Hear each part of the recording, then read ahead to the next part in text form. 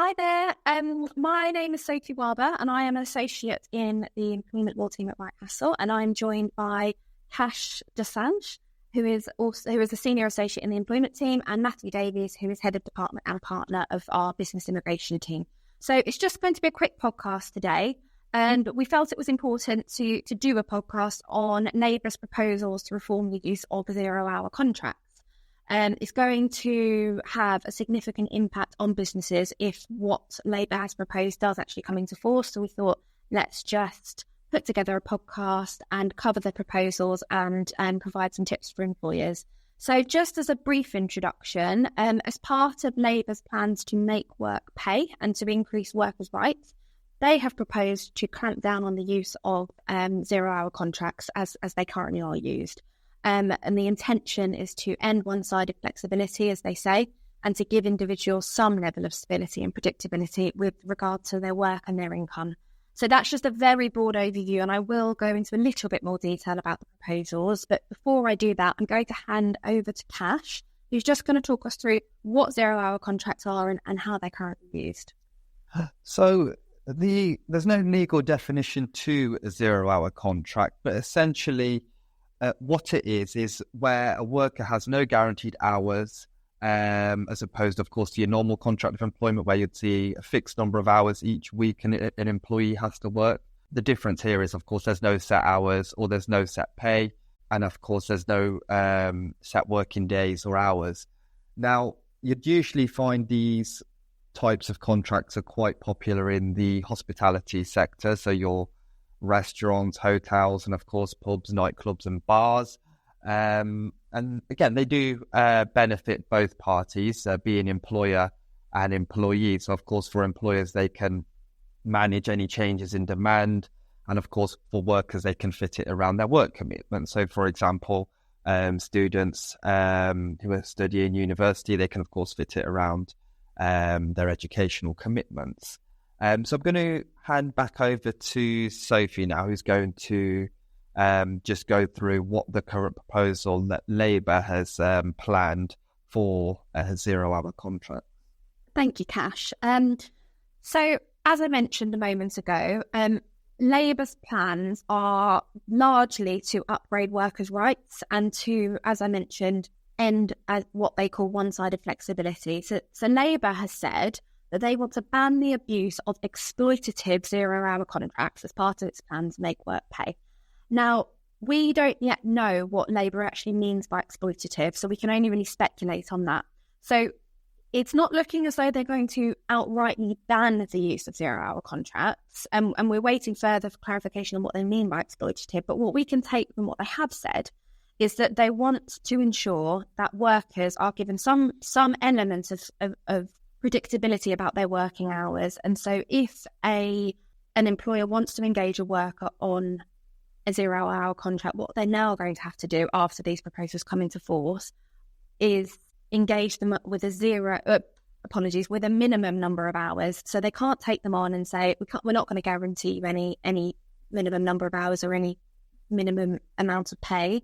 We will let you know when work is available. Instead, they will have to guarantee a minimum amount of hours, a minimum amount of pay, and also give reasonable notice to workers if there's likely to be a change in shift or availability of work.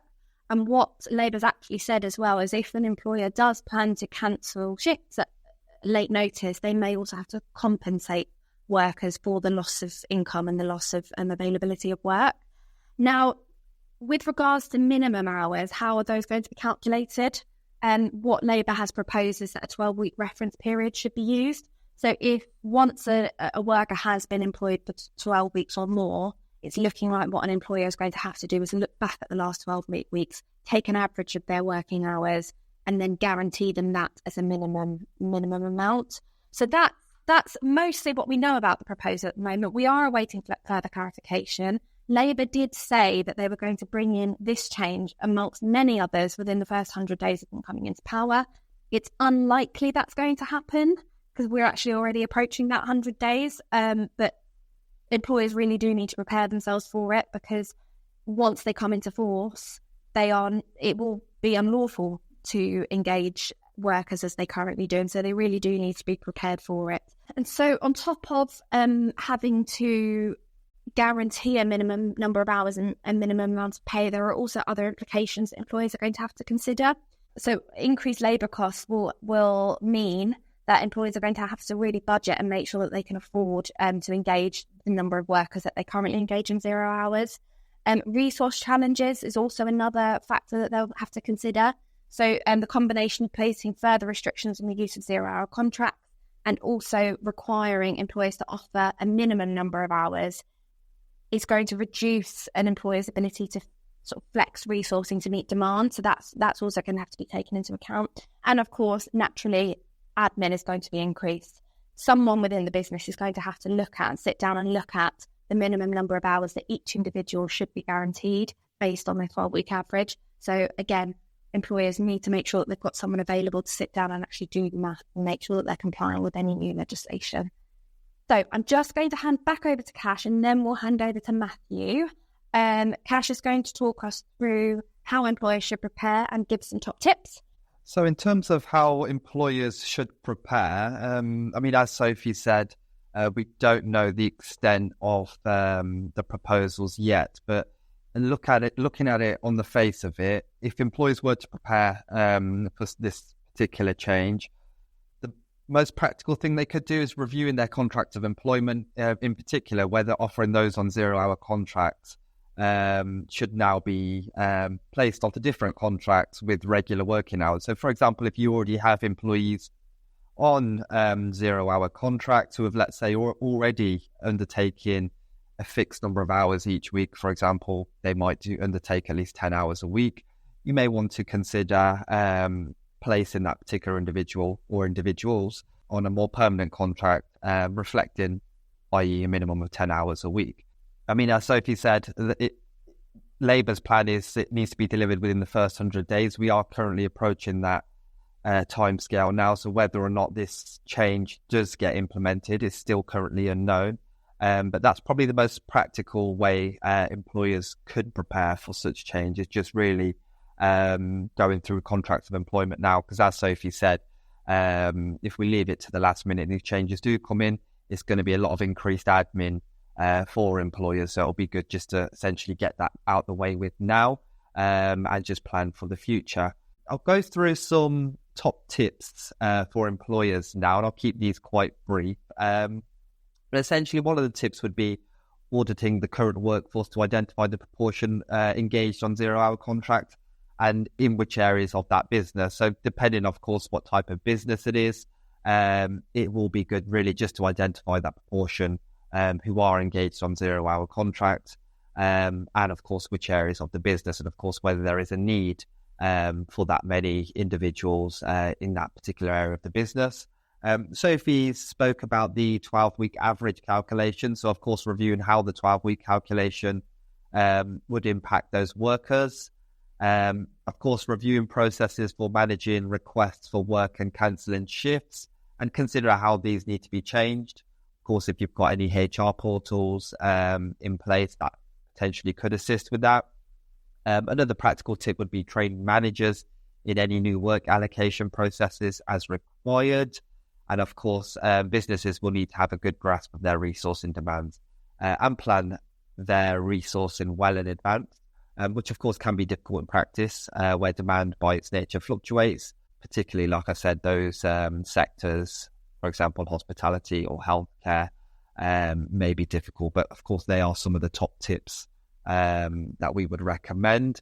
I'm now going to hand over to Matthew, who's going to speak, of course, about how this may affect immigration statuses. So these proposed changes are actually a good cue to employers to review how contractual working hours can impact immigration status and vice versa, in fact. And Kash has alluded to the fact that many overseas students at UK universities who have student immigration status from the government are permitted to do paid work. Now, that can be usually restricted to 20 hours per week in term time and 40 hours in vacations. 0 hours contracts often feature quite a lot, and they suit that cohort. they're not particularly exploitative as far as most students are concerned, and the flexibility they wouldn't see as necessarily a one-way thing at all. But the important point here is that employers and the students themselves can face penalties and immigration sanctions if they breach the working hours thresholds. And of course, these are looked at per week rather than necessarily on any kind of a rolling or 12-week basis. And it's an often overlooked area of risk.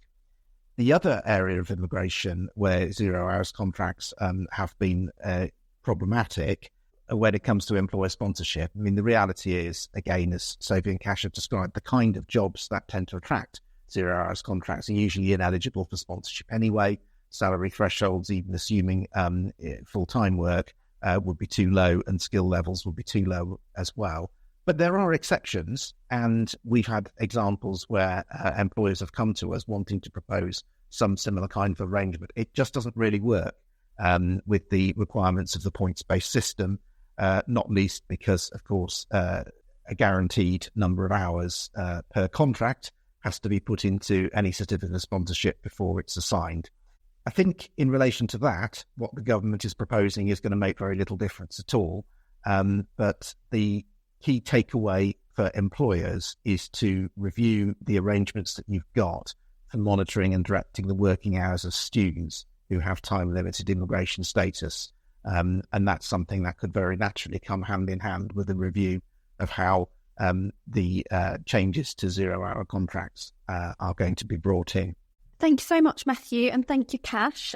So I hope you found this podcast to be useful. Like I say, we don't know exactly when these changes are going to come into force, and we await further clarification both on the details of the changes and a date for the change. However, if you want to have a chat with any of us, either from an employment or an immigration perspective, please do get in touch and watch this space. We'll update you further once we've got some more clarity.